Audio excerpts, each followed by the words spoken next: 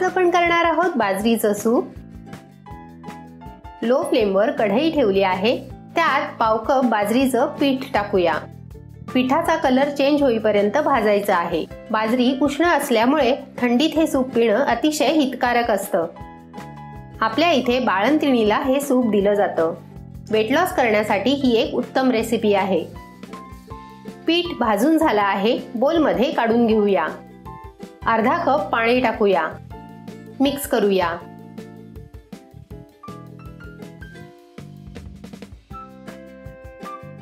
त्यात अजून 1.5 कप पाणी ऍड करूया।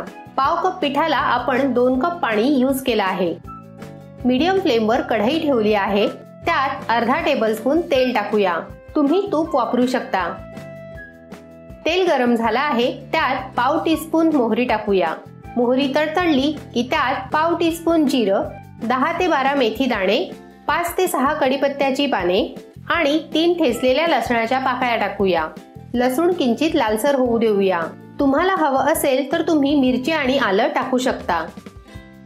लसूण लालसर झाला आहे, त्यात पाव टीस्पून हळद आणि 1 टीस्पून धणजिरं पूड टाकूया।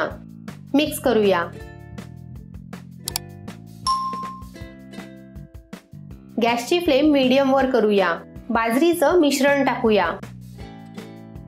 सतत मिक्स करायचं आहे। ह्याने सूप मध्ये गुठळ्या होणार नाहीत।